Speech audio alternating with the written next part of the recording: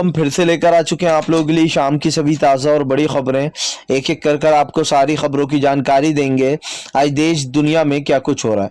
दरअसल दोस्तों सबसे पहली जो बिग ब्रेकिंग निकल रही है आपको बता दो, आज किसानों की महापंचायत में भयंकर हंगामा जी है दोस्तों, जगह जगह से पहुंच रहे किसानों ने दिखाई ताकत। पश्चिमी यूपी में होगा बीजेपी के साथ खेल, इसके बारे में आपको विस्तार से बताएंगे। वहीं पर दोस्तों टीएमसी से भवानीपुर से लड़ेंगी ममता बनर्जी चुनाव, बोली फिलहाल चुनाव जी हाँ जीतकर बीजेपी को पूरी तरीके से दोस्तों झटका देने वाली दीदी, इसके बारे में भी आपको विस्तार से बताएंगे। वहीं पर दोस्तों अगली बिग ब्रेकिंग में हम आपको बताएंगे उत्तराखंड में दोस्तों बीजेपी को लगने वाला है बड़ा झटका इस बार जी हाँ। दरअसल दोस्तों आपको बताते 5 राज्यों में होने वाले चुनाव को लेकर बीजेपी गोवा और उत्तराखंड में घिरती हुई नजर आ रही है, इसके बारे में भी आपको विस्तार से बताएंगे। वहीं पर दोस्तों अखिलेश यादव बोले चला लो झूठे सर्वे टीवी शो जी हाँ न्यूज चैनलों पर, लेकिन फिलहाल 400 सीट जीतकर पार्टी हमारी जीत रही है, इसके बारे में आपको विस्तार से बताएंगे। वहीं पर दोस्तों मायावती का बीजेपी पर बड़ा हमला, बोले फिलहाल झूठे जी हाँ झूठे सर्वे ओपिनियन पोल चला रहा है न्यूज चैनल। दरअसल मायावती दोस्तों नाराज हो गई है बीजेपी के सर्वे से, इसके बारे में भी आपको विस्तार से बताएंगे। वहीं पर दोस्तों अगली बिग ब्रेकिंग में हम आपको बताएंगे दोस्तों अयोध्या में दोस्तों जा रहे हैं ओवैसी को लेकर दोस्तों कांग्रेस ने साधा निशाना, बोले बीजेपी की बी पार्टी, इसके बारे में भी आपको विस्तार से बताएंगे। वहीं पर दोस्तों अगली बिग ब्रेकिंग में हम आपको बताएंगे बीजेपी की सोच है तालिबानी, बीजेपी के काम है तालिबानी संघ और बीजेपी दूसरा तालिबान है जी हाँ दोस्तों, जबरदस्त तरीके से तेजस्वी ने भड़ास फिर से निकाल दी है। वहीं पर दोस्तों अगली बिग ब्रेकिंग में हम आपको बताएंगे उत्तराखंड में दोस्तों भाजपाइयों की कुटाई जी हाँ पुलिस वालों ने दौड़ा दौड़ा कर पीटा, बताएंगे क्या मामला था। वहीं पर दोस्तों शिक्षक भर्ती को लेकर आज दोस्तों आपको बता दे 90 डेज से दोस्तों लोग वहां पर बैठे, 69 डेज से जो शिक्षक भर्ती में जो दोस्तों घोटाला हुआ था, जो 69,000 का शिक्षकों की भर्ती का, उसको लेकर अब अखिलेश यादव ने भी अपना समर्थन दिया, बताएंगे इसके बारे में। वहीं पर दोस्तों आपको बता दें प्रमोद तिवारी भड़के, बोले फिलहाल बीजेपी की मदद कर रहे हैं ओवैसी जी हाँ, बीजेपी और ओवैसी दोनों आपस में मिले हुए हैं लेकिन इस बार कांग्रेस की सरकार है, इसके बारे में भी आपको विस्तार से बताएंगे। वहीं पर दोस्तों राहुल गांधी का केंद्र सरकार पर बड़ा हमला, बोले अगर आज प्रधानमंत्री ने सही डिसीजन लिए होते तो देश में बेरोजगारी, कोरोना से मौतें और किसान सड़कों पर नहीं बैठा होता, इसके बारे में भी आपको विस्तार से बताएंगे। वहीं पर दोस्तों अगली बिग ब्रेकिंग हम आपको बताएंगे मुजफ्फरनगर में दोस्तों आज की पंचायत में किसानों का हुजूम उमड़ पड़ा जी हाँ दोस्तों, जगह जगह दूर दूर से आ रहा है, किसानों ने मोदी सरकार को चेताया, इसके बारे में भी आपको विस्तार से बताएंगे। वहीं पर दोस्तों अगली बिग ब्रेकिंग में हम आपको बताएंगे दोस्तों तालिबान और आपको बता दोस्तों चीन ने मिला लिया हाथ, अब आग दिखाता हुआ नजर आ रहा है चीन और तालिबान भारत को, इसके बारे में भी आपको विस्तार से बताएंगे। तो सारी खबरें दोस्तों एक एक कर देंगे। फिलहाल खैर चलिए बढ़ते हैं सबसे पहली और सबसे बड़ी खबर की ओर। दरअसल दोस्तों आपको बता दें किसान महापंचायत में जुटे दोस्तों लाखों की तादाद में किसान जी है दोस्तों, भारतीय जनता पार्टी ने कभी नहीं सोचा था कि आज इतने ज्यादा लोग जुटने वाले। दरअसल दोस्तों जगह जगह दूर दूर से किसान आए हैं, आपको बताया चाहे वो उत्तराखंड हो, हिमाचल प्रदेश हो, केरल हो, जगह जगह से दोस्तों किसानों ने जो यहाँ पर शिरकत की है। आपको बताया दोस्तों सभी राज्यों के किसान जो यहाँ पर इस महापंचायत में शामिल हुए।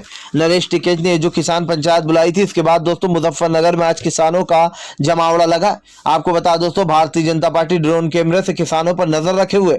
इधर दूसरी तरफ राकेश टिकैत ने कहा कि सरकार हम पर नजर रखे या हम सरकार पर, ये काम इससे कुछ नहीं होने वाला, किसान अपने आंदोलन को इसी तरीके से आगे बढ़ाएगा, आज अहम मुद्दों पर फैसले होने। राकेश टिकैत ने बताया कि फिलहाल जिन मुद्दों पर बात होगी वो सरकार समझ जाएगी कि इस देश की जनता बेवकूफ नहीं है, इस देश का किसान बेवकूफ नहीं है जिससे ये कह दिया जाए कि आपकी आय दोगुनी हो जाएगी और अडानी और अंबानी को हमारी जमीन उनके हाथों में सौंप दी जाए। राकेश टिकैत का कहना है कि हमारी जमीनें दूसरों को सौंपकर भारतीय जनता पार्टी अच्छा बनने की कोशिश कर रही है, ये बताना चाह रही कि वो किसानों के साथ है, लेकिन असल में ये लोग चोर हैं जी हाँ, ये लोग चोर दरवाजे से हमारी जमीनें अडानी और अंबानी को सौंप देंगे और किसान को पता भी नहीं चल पाएगा कि फिलहाल उसके साथ क्या हुआ। मैं आपको बता दोस्तों तीनों कृषि कानून को लेकर राकेश टिकैत ने सरकार की हेकड़ी निकाल दी है। ना सिर्फ हेकड़ी दोस्तों बल्कि राकेश टिकैत ने यह बता दिया है कि अगर भारतीय जनता पार्टी ये करेगी तो वो भी अब इस आंदोलन को आगे बढ़ाएंगे। आपको बता दूं दोस्तों बीजेपी की लगातार उल्टी गिनती शुरू होती जा रही है क्योंकि प्रधानमंत्री नरेंद्र मोदी के जो बड़े बड़े दावे दोस्तों पूरी तरीके से फेल हो रहा है फिलहाल। खैर चलिए हम बढ़ते हैं दोस्तों एक और अगली बिग ब्रेकिंग की तरफ। बता दोस्तों अगली जो बड़ी खबर निकल कर आ रही, राहुल गांधी का केंद्र सरकार पर बड़ा हमला। बोले अगर आज सरकार ने अच्छे डिसीजन लिए होते तो इस देश की जनता परेशानी में नहीं होती। राहुल गांधी कहना है कि प्रधानमंत्री नरेंद्र मोदी ने अब तक जितने भी डिसीजन लिए वो देश की जनता के खिलाफ है। अगर सही डिसीजन लिया होता तो आज देश में कोरोना से इतनी मौतें नहीं होती। अगर सही डिसीजन लिया होता तो आज किसान सड़कों पर नहीं बैठा होता। अगर सही डिसीजन लिया होता तो आज बेरोजगारी चरम सीमा पर नहीं पहुंचती। युवा जो है वो बेरोजगारी की इस आग में जल नहीं रहा होता। राहुल गांधी का कहना है कि प्रधानमंत्री सिर्फ अपने और अपने कुछ पूंजीपति मित्रों के बारे में सोचते हैं। आप इनको 4-5 मित्र भी कह सकते हैं और हम दो हमारे दो भी कह सकते हैं। राहुल गांधी का कहना है कि अपने बारे में और पूंजीपति मित्रों के बारे में सोचना ये प्रधानमंत्री की जो है यहाँ पर आदत बन चुकी है। इस देश का किसान सड़कों पर बैठा है।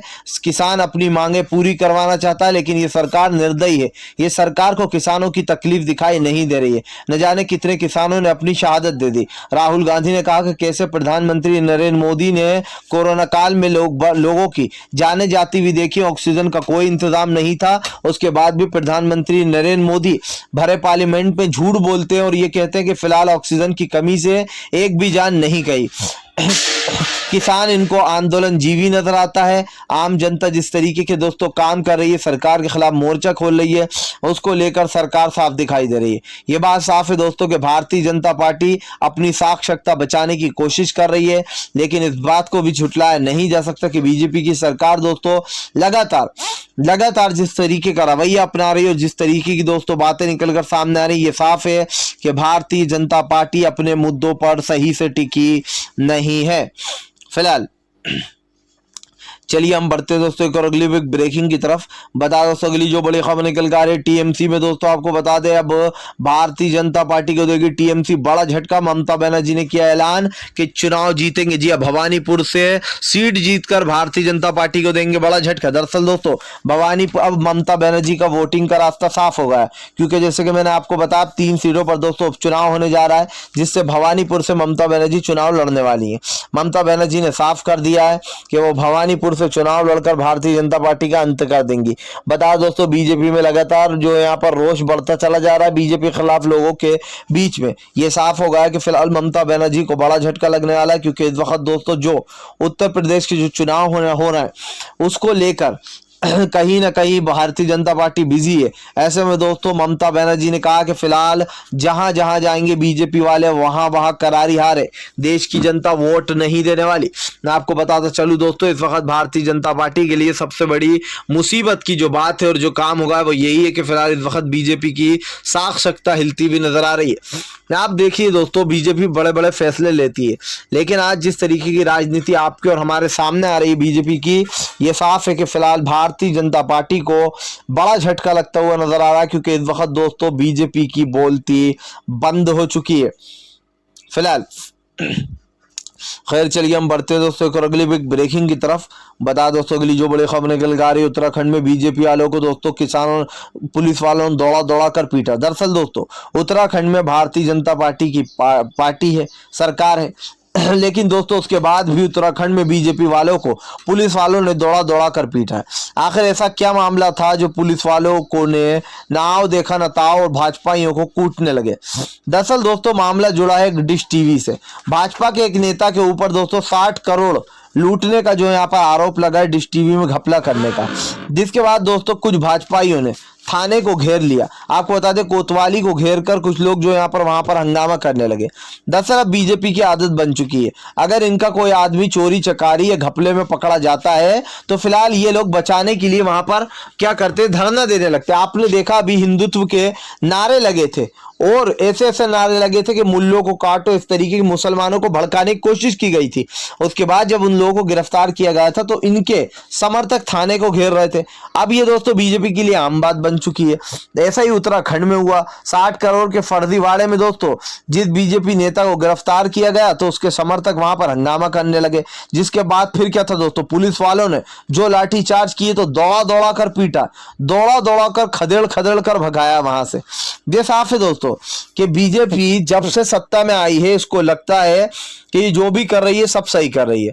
मतलब अपने लोगों को बचाना, विपक्ष के लोगों को दोस्तों फंसाना, किन मुद्दों पर फंसाना है विपक्ष के लोगों को, किन बातों पर, ये भारतीय जनता पार्टी अच्छे से जानती है। देश की जनता सब देख रही है। अगर आप जनता को बेवकूफ बनाने की कोशिश करते हो, आपको लगता है कि जनता बेवकूफ है, तो दोस्तों ये कहीं ना कहीं भारतीय जनता पार्टी के लिए बड़ा झटका है फिलहाल।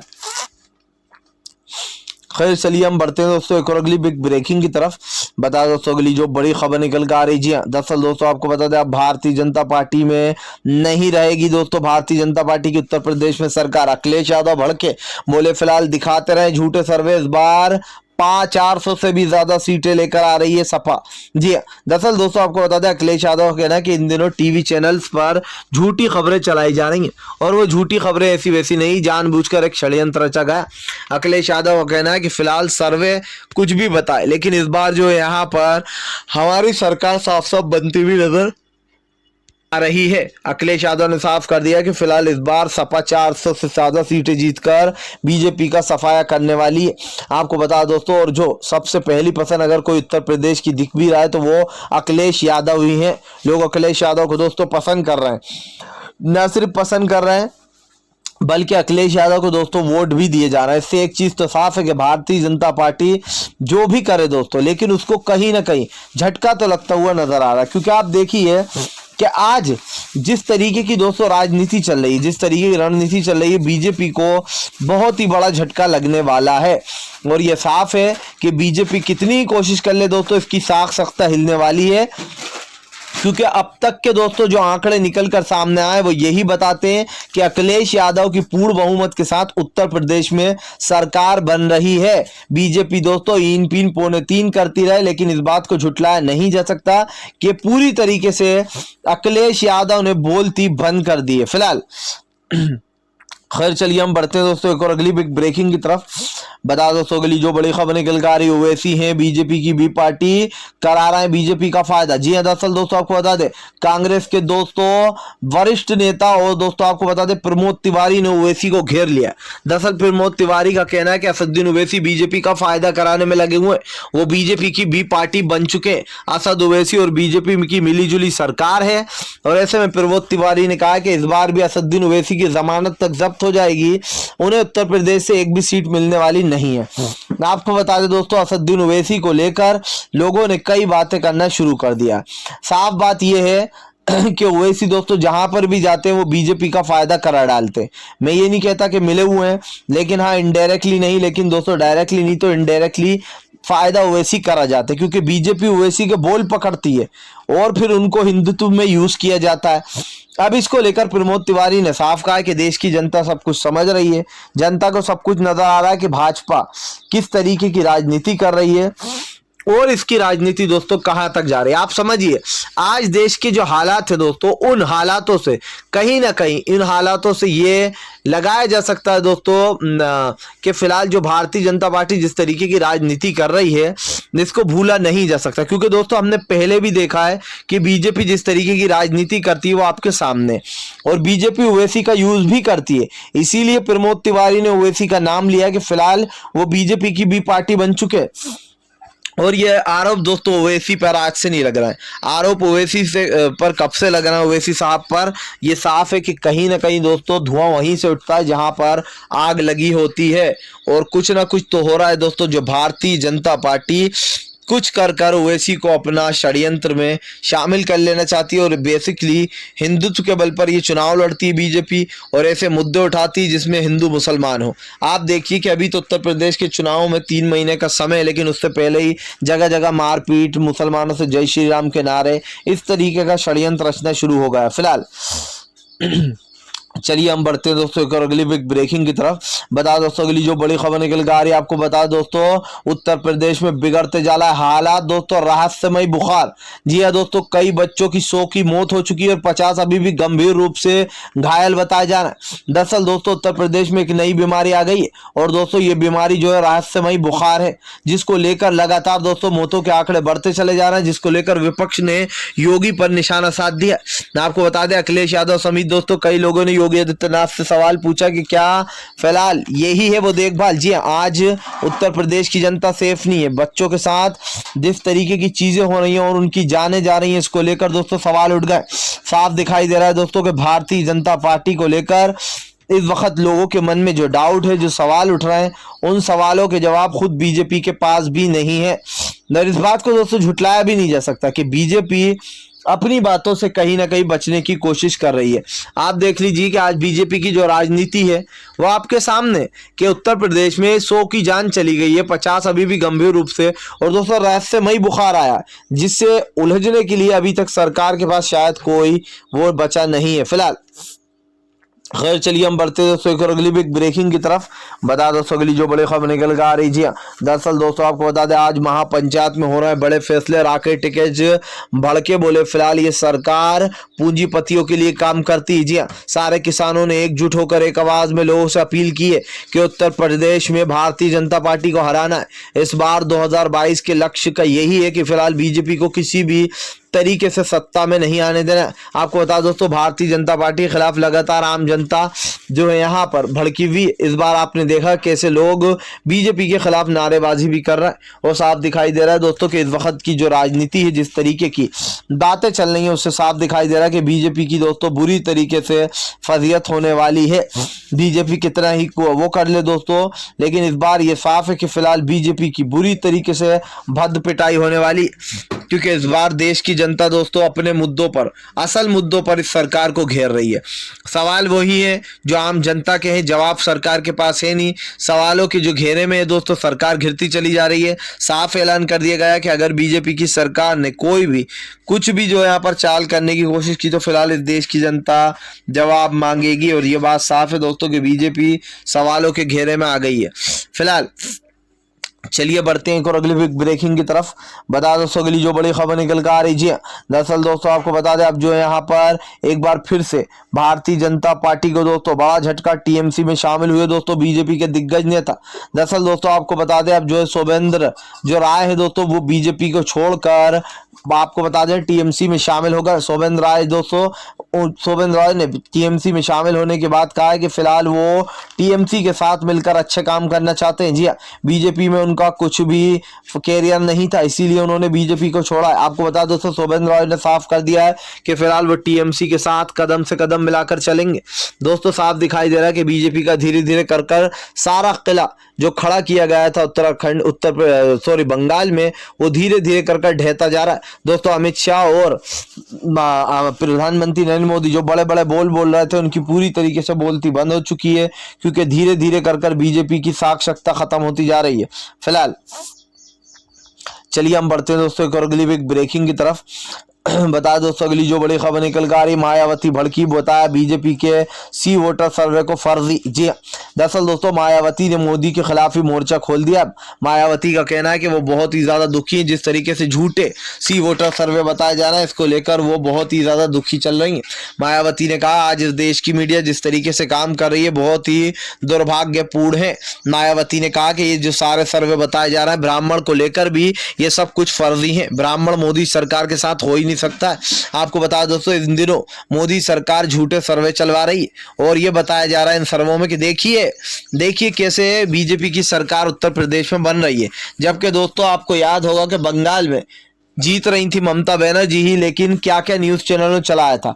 लोगों ने कहा था अब की बार मोदी सरकार बंगाल में लोग मोदी जी को देखते ही रह गए, बंगाल में मोदी जी की बहुत ज्यादा रिस्पेक्ट, और यहाँ तक कि अर्नब गोस्वामी ने तो दोस्तों जीता हुआ ही डिक्लेयर कर दिया था। मतलब कि चुनाव हुए नहीं उससे पहले ही उनने मोदी को जीतता हुआ डिक्लेयर कर दिया था। साफ दिखाई दे रहा है दोस्तों कि इस वक्त जिस तरीके की राजनीति हो रही है और भारतीय जनता पार्टी खास कर दोस्तों जिस तरीके की राजनीति कर रही है, ये साफ है कि फिलहाल बीजेपी दोस्तों कुछ भी कर अपनी साख सत्ता बचा लेना चाहती है। और इस बात को दोस्तों झुटलाया नहीं जा सकता कि बीजेपी पूरी तरीके से दोस्तों गेम ओवर हो चुका है। इनकी बौखलाहट साफ दिखाई दे रही है, देश की जनता वोट नहीं देने वाली है। फिलहाल तो यही है कि अब सरकार को बड़ा झटका लगा है, क्योंकि इस बार तो उनकी हार करारी हुई है। फिलहाल अगर आप भी शांतिपूर्ण ढंग से पीएम की इन सभी गलत नीतियों का दिल से विरोध करते हो तो इस वीडियो को ज़्यादा से ज़्यादा शेयर कीजिए, लाइक कीजिए, और अगर आप हमारे चैनल पर पहली बार आएँ तो सब्सक्राइब करने के साथ साथ पास में घंटी आएगी उसको भी दबा दें ताकि हर वीडियो की अपडेट मिल